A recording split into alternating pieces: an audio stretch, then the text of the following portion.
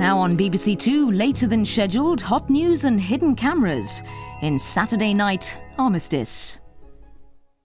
Though fighting's exciting, discover discussion, swap guns for tongue, and charm for concussion, envelop your foes in one massive kiss, and come to the Saturday Night Armistice.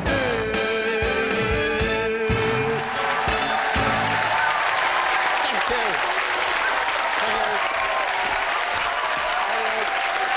It's just a simple entrance. I mean, it doesn't matter what you're doing there. Thank you for that sickening applause. I'm Amanda Iannucci, and this is the Saturday Night Armistice. Imagine Highway coming from a Thai prison. And in this truly momentous week in which Britain ended up with exactly the same Prime Minister it started with, and a baby man as Welsh Secretary, I'm with the one group of people perhaps most devastated by this week's changes. It's the Jeremy Hanley Fan Club. Nice to see you all.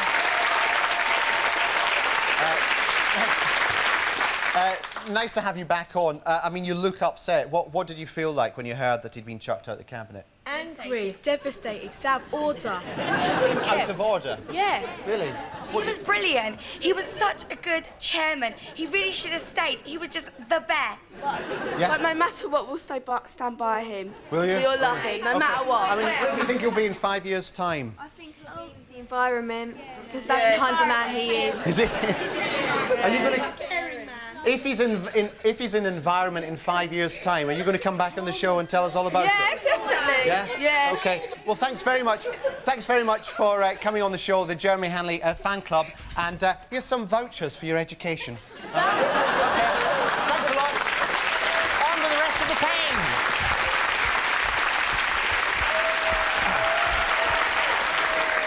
Thanks a lot. And by the Queen's cack, we've got a show for you tonight. We'll be whooping at paratrooper Lee Clegg. When he was released this week, people uproared in Ulster, throwing petrol bombs at cars, which was OK because the cars were coming towards them and they only had a split second to act in self-defence. On the mainland, a newly macho John Major whooshed up his cabinet team by reshuffling the wives. At 11 o'clock on Wednesday morning, everyone threw their car keys into a garish Treasury fruit bowl and pulled out a new wife. And some successful cabinet members were quick to comment on the move. I'm very lucky. Meanwhile, in the summer heat, romantic Britain caught the light comedy mood and went prostitute crazy. More and more men revealed they paid for casual sex, and one city firm came under fire for encouraging this by installing a prostitute vending machine.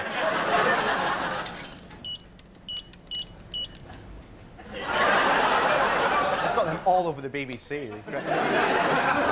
After last week's streaker at Lord's, the Sports Council announced plans to tighten perimeter security, and this should help avoid a repeat of some of the scenes at last year's Embassy World Snooker final, when distracted groundsmen let some sheep stray onto the table. And finally, people got fed up with all this politics that keeps being rammed down our eyes. So to help out, the BBC broadcast its first politics-free edition of Question Time, which lasted 20 seconds. Question time tonight, Steve Chris Liz Tamlesh Bow. Good evening tonight, Dr. Grantley Lysett, who is a lecturer. Do you agree? Steve Norris. No, not at all. I don't think so. Liz Lynn, do you agree with that? No, I don't. Which answer appeals to you? I agree with Liz Lynn. Chris Smith. I think Steve is wrong. I agree with Chris entirely. Let's put that to a vote, whether you think it was right. So what? All right, I want to bring in one woman over there who's been very anxious to get in. Slack. Yes, I do. I never heard such nonsense. Good night.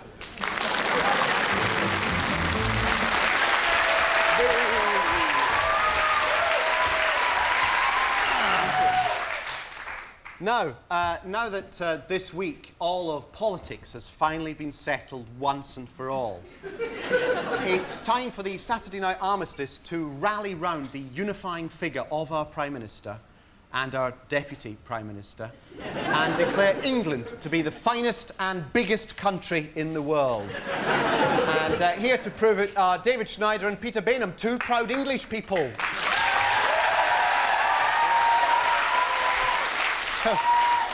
So, starting with you, Peter, how English are you? Armando, I am as English as the slap of roast beef against Willow. David? Well, I'm as English as sipping tea whilst listening to The Who. And since we're straddling the two Wimbledon finals this weekend, tonight's programme is going to be umpired by our very own tennis official, Mr. Philip Dawsons. So Philip, at Wimbledon, how exactly do you ump? Well, Armando, it's basically a card index system. You see, I take along to every match 2 Rolodexes full of every possible tennis shot. This one has a card for every tennis shot that's in, right, and this one has a card for every tennis shot that's out. The players play their shots, I consult the cards and can tell them instantly whether it was in or out. Well, isn't this computerised yet? It is at the US Open, but at Wimbledon we prefer the cards. That's amazing. So you'll be keeping an eye on us throughout the show and telling us if we ever infringe the rules of lawn tennis? Yeah, I will, yes. Good, right. Well, thanks very much, Philip Dawsons, one of our happier bookings. Now, as John Major's new cabinet settles down for its first split, there are fears on the right wing of the party that Major will go back on his word that there will be no recriminations. That's right. Poor John Redwood, though. I mean, I feel very sorry for him. Apparently he woke up on Thursday morning with this splitting hangover and turned to his wife and said, well, I've been pissed for about a fortnight. What happened? What happened? He put on the telly, he said, oh, John Major was Prime Minister, and he thought, oh, it's all right then. And then he saw the time and he got up and thought, oh, God, I'm late for cabinet, and then he And then he turned up to his office and said, who's that little bloke in my desk? But it's great now that John Major's won because he goes forward to the 5 Nations Leadership Challenge now. And I think he'll do well for us. I mean, he's drawn Helmut Kohl in the first round. God, I mean, apparently Major's very full of himself now, because, you know, he said that business about put up or shut up. Yeah. Now, when he goes into cabinet meetings, anybody he's got, shut up! Prime Minister, shut up! But it was terrible for him at the start of the week because all the press came out against him, right? The kind of the Sun and the Mail and everything. And even BBC's Fast Forward magazine. It says there, Major's yesterday's man, so sod off back to Huntingdon.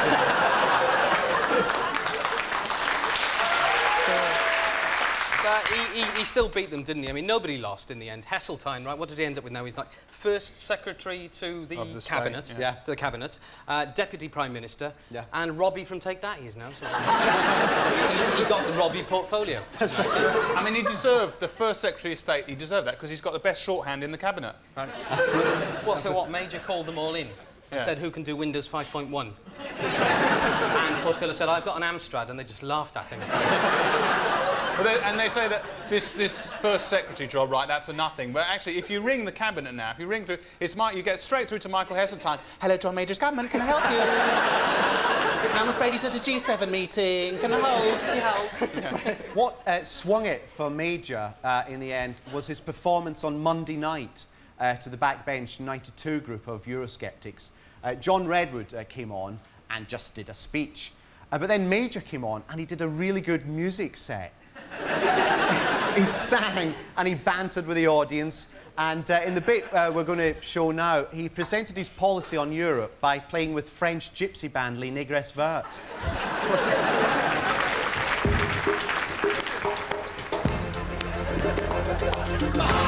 I've got it.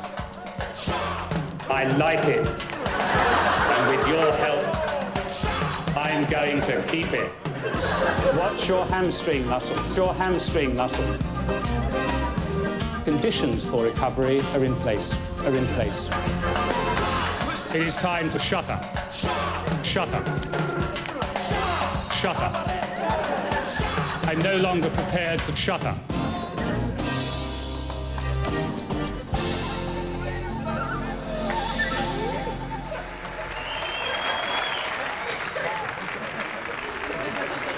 There'll be a lot more of these during the campaign.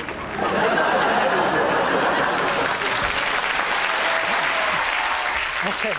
Now, my job as presenter of the Saturday Night Armistice wouldn't be as pleasurable without the erotic puppet figure I always have by my side. So let's meet him now. He's been ravaged by a moth. He's a ball of textured cloth. He's Mr. Tony Blair.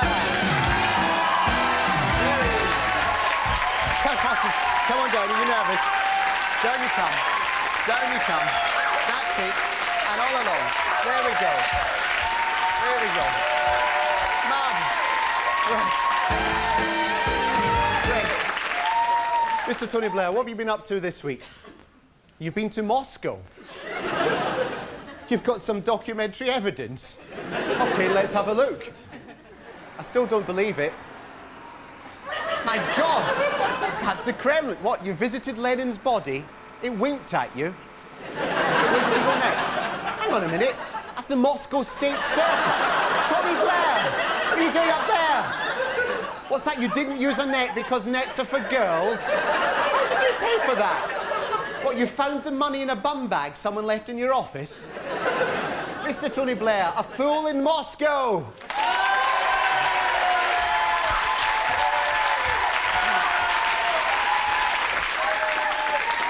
Quiet, please.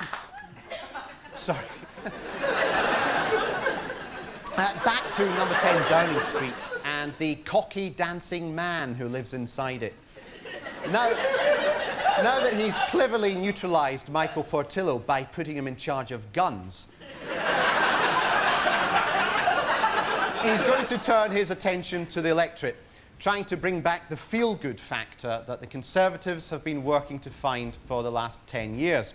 In laboratories all over the country, they've been attempting to isolate the feel-good gene. And if we look at this footage we caught, this week they tried their first experiment by injecting it into a rabbit. Now, the rabbit is adopting the behaviour of most people in the 80s, going past a savings account, past a building society, and instead wandering into Curry's to buy a stereo. There we are.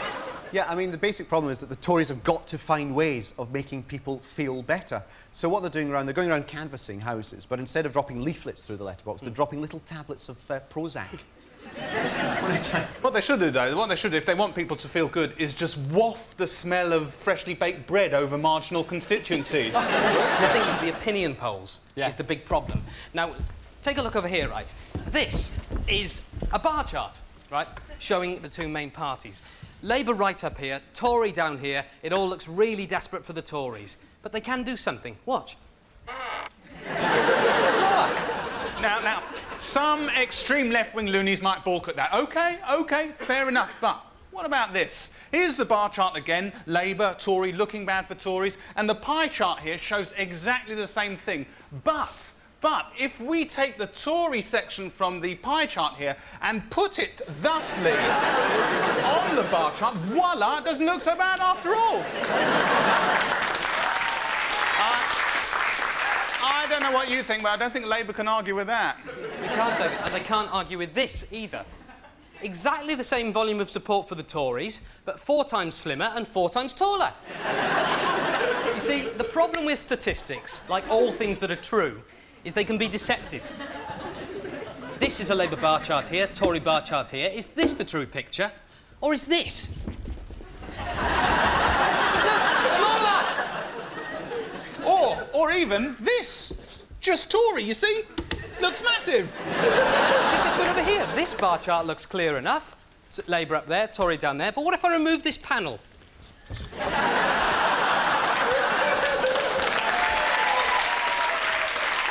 Tory bar chart has learned to burrow downwards, you see. It's very good. You've got to look at the whole picture. Don't be fooled by appearances. What really counts with bar charts is not size or height or how big it is. It's what happens when you turn an oxyacetylene blowtorch on it. They may be ahead in the opinion polls, but there's no doubt about it. Their bar charts burn far too easily.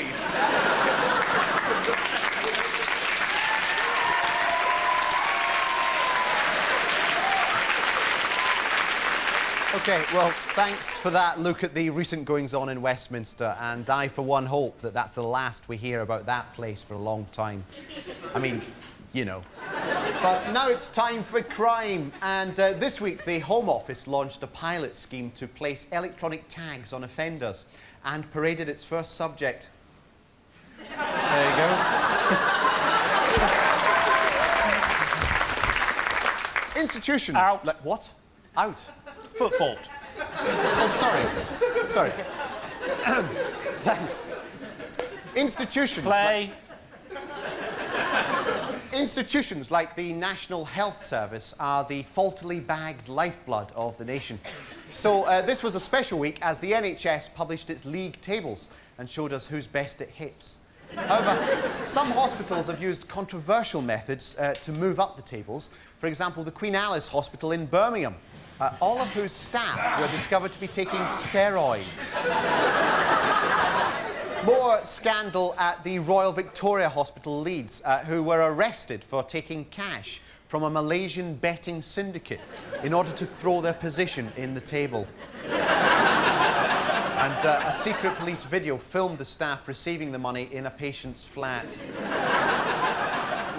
Now, the publication of the tables have led to attempts to freshen up the images of hospitals and disease camps everywhere. Marple General Hospital in Derby has appointed as its managing director Chris Evans. While the most celebrated move has come from the Richmond Accident and Emergency Unit, who instigated an open day for children. The children are given the run of the emergency wards for up to 7 hours. They're allowed to have a go with some of the equipment. On here. Oh, well done. Minor plastic surgery proves popular.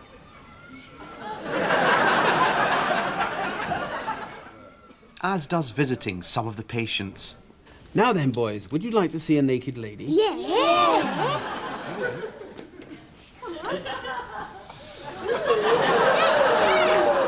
A hands-on approach is encouraged in the operating theatre. Would you like to put your hand in a nice man's stomach to see what you can find? Let's see what he's got there. Oh, Eddie, look, isn't that yes, isn't that smelly? While other kids are allowed to take part in the decision-making processes of the hospital. Would you like to be the one to do it? Right, just press that button there. Peter, you went out earlier this week. Yes. Now, why on earth did you do that? It was necessary, Amanda. It was necessary? Absolutely necessary. On Monday, I was reading a paper, and in that paper was a review of a play, right? Yeah. And at one point in the review, it said, "You must see this play." And I thought, well, must I? So I checked with the police, right?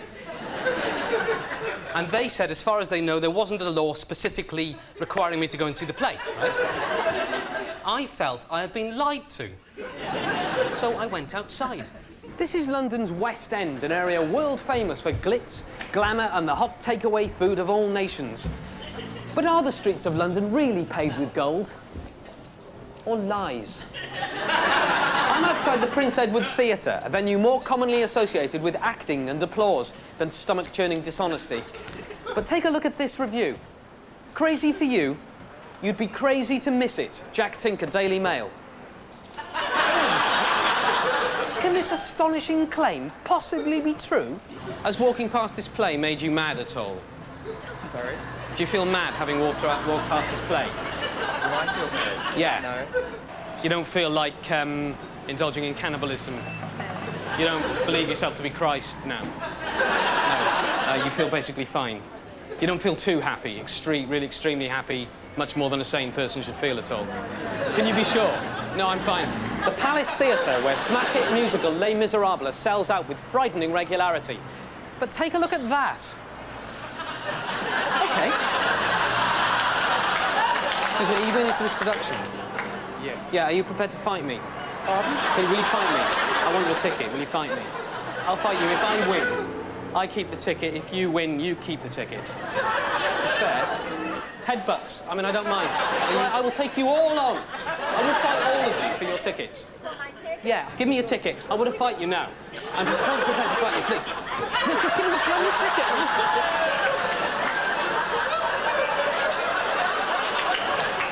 If you have to steal an usherette's uniform to get in, do it.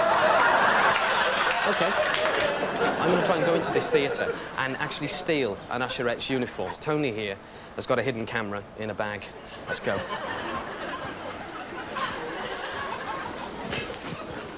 Sweet, quick, for God's sake. Bloody hell.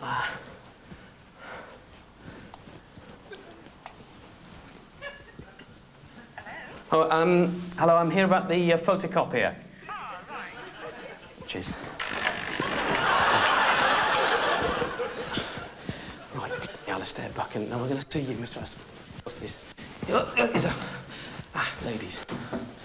Right. Got one, I've bloody got. I've got a blouse. Skirts, that's what they wear, don't they, ladies? Right, let's get a jump. Out. Bloody God, come on, quick. We've got an usherette's uniform. OK, Mr. Buchan, I've got this far. It's no point. I'm going to go for it.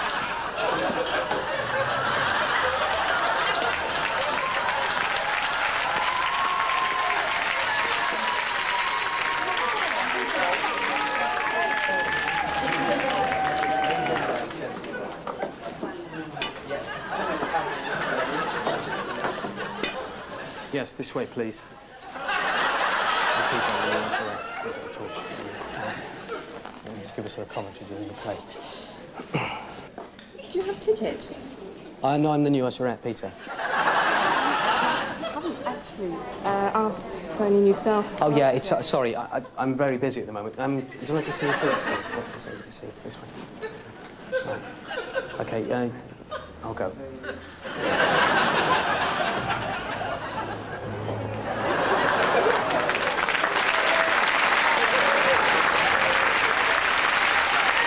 A weird and poxy debate about race has appeared in Wisden Cricket Monthly, a magazine normally meant for people interested in pads. It suggests black players betray their lack of true English character by playing well. Now, others have reacted strongly against this, saying that England has a liberal and trouble-free tradition of fully accepting sportsmen from ethnic Canadian backgrounds. So what exactly is patriotism, other than an excuse to get killed in a poorly planned land war? Well, we, in the Saturday Night Armistice, refuse to listen to those people who say that England is simply a dumping ground for abuse-ridden mental institutions and people who enjoy having unprotected sex in Spain. That definition is all too easy to come up with. But tonight, to celebrate the true glory of England, let's greet the following massive parade of English culture with a national clap as we now rejoice in the glory of this, our wetted isle, and say, "This is England, hello." And leading off our parade of all that is English, a school recorder group playing the theme from EastEnders. Next, please welcome a middle-class couple from Berkshire committing adultery.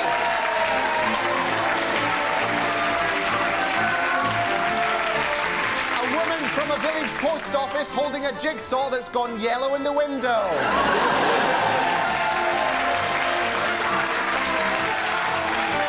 From the Cheltenham branch of Dixon's, the Dixon's Acrobatic Display Team.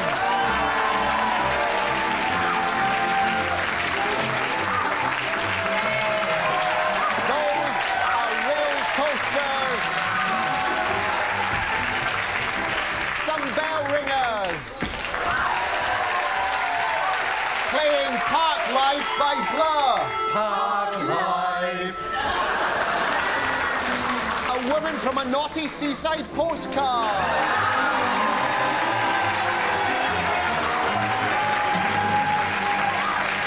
The cast of The Archers.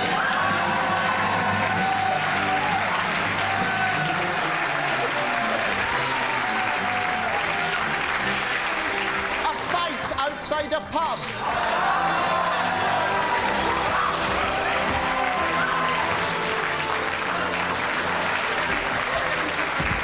A man with a washboard.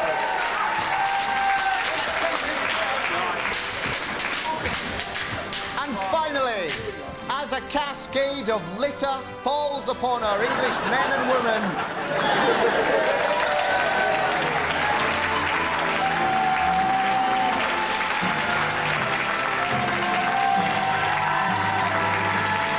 the whole spectacle now falls silent, save for a lone English tenor.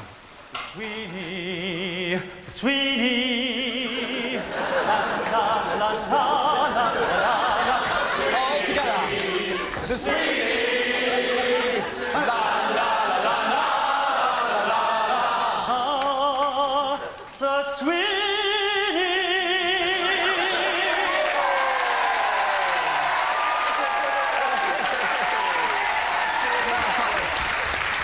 That is England. Look at this. A bag of crisps. Well, what can possibly top that? Nothing. All right, then. Why don't we then go to the miniaturised area? Yes. Oh.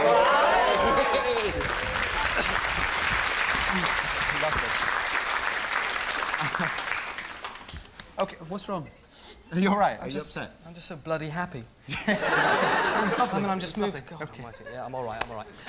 OK, it's time again to go cyber snooping in our miniaturised area. Just to remind you, via this little computer here, we do have access to every security camera in the world. Somehow. So, let's don the pants of Peeping Tom and go stalk about around the lives of the great and good. Armando, who do you want? I'd like to see what Douglas Hurd got up to this week. Douglas Hurd, right, so just type him Last in. week in politics. Right, how many G's in Douglas? 12. 12, right. OK. Right. OK. OK, let's go. Right, Now, here is... This is the bit you see on the news, right? Yeah. This is the bit. Now, let's go to the security footage. OK. We'll get him up... Right, now, this is just a poolside security camera. Yeah. Goes up there. Oh, my God!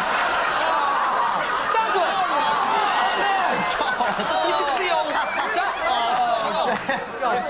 Is that the arse that Jonathan Aitken faxed him earlier? It is. Oh, he's turning round, turn it off. No, we don't want to see anymore. That's...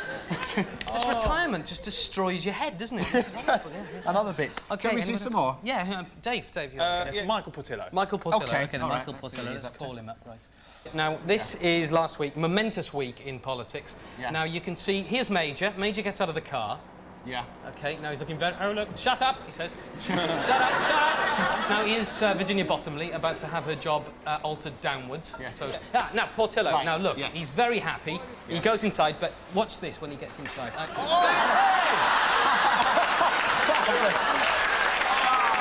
at John Major. Is he all right? The man that placed that bucket up there leads our country. It's ridiculous. OK, well, thanks, Peter. Thanks for your miniaturised area, and thank you for your miniaturised Mr Tony Blair. No problem Thanks at a lot. all. No problem at all. OK, quick update. How English are you now, David? I'm now as English as the tights they buried Winston Churchill in. Right, Peter? I am so English, Are you? Armando. I am as English as a Yorkshire pudding factory exploding and spreading a cloud of noxious batter over a wide area. That English. Right. That is such an English disaster to happen, isn't it? Russia has Chernobyl and we have Hull. This enormous cloud of Yorkshire pudding formed a huge sort of mushroom cloud over Hull and then set. You see, the only way to get rid of it is to squirt it with gravy and hope it gets all soggy and there's a gravy winter for Do everyone. you know what they found out about it? It wasn't like equipment or anything. Yeah. Apparently, a load of people were just sitting in their houses and that sort of Bisto gas came through the window. And they went, ah.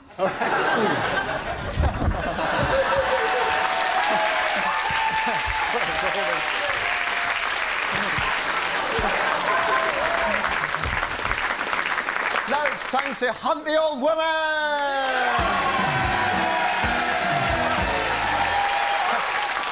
Just a quick summary of the rules. During the week, we released a genuine old woman somewhere in Britain and got her on the telly. Now, just to refresh your memory, here's what she looks like.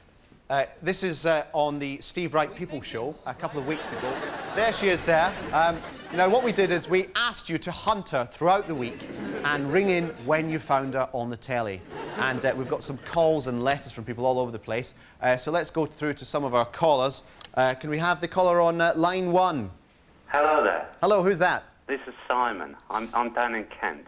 You're down in Kent? Yeah. All right, where did you see our old woman?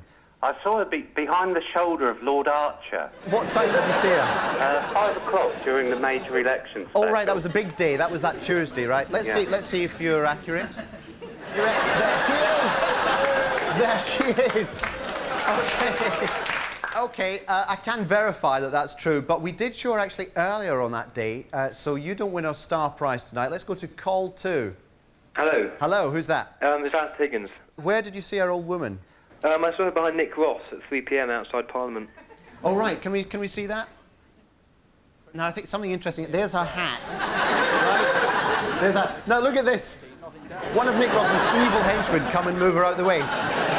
OK, well done on that. But unfortunately, we did show one earlier, so you don't win tonight's star prize. Let's go over to call 3. Hello? Hello, my God. Hello, who's that? Tony from Leicester. OK, and where did you see her? 1 o'clock news, BBC. 1 o'clock news, BBC. OK, we're going to run it now. Right, there we go. Oh, there she goes. Behind the tie. Yeah, dodgy one. And here we go.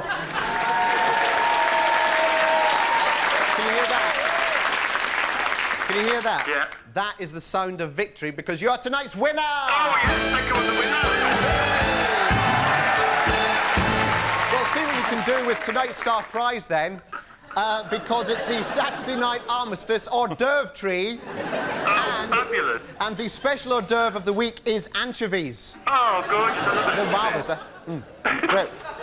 I love anchovies. OK, so thanks very much. Cheers. Cheers.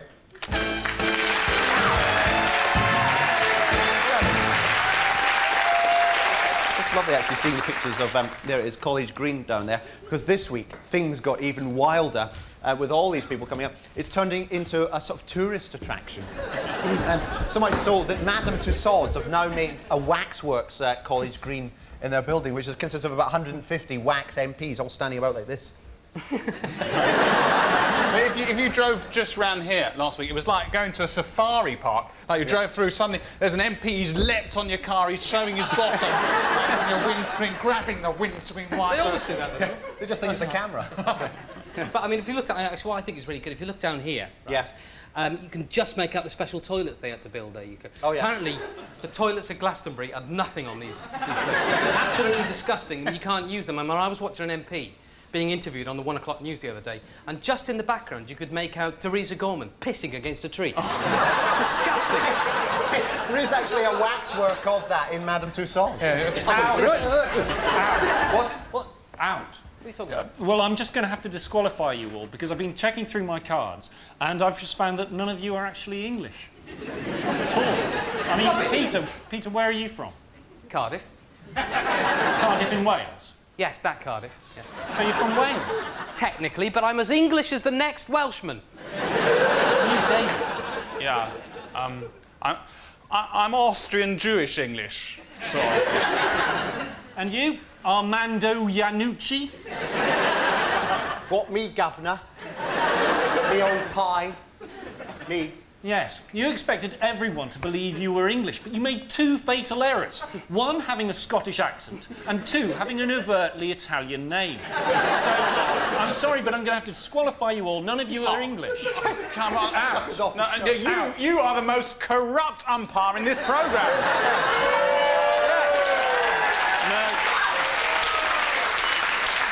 No, I'm not. I'm not. No, I tell you, if I had a girlfriend, she'd slap you. Look, please, I must disqualify you because I'm going to have to replace you with a new team, a proper English team, made up of a snobby toff, a real cockney and a bulldog. So, please go. New hosts, please. That's all from the Saturday night Armistice this week. There's no show next week because BBC Two will be celebrating the 10th anniversary of Live Aid with some fantastic repeats of Status Quo. See you in 2 weeks.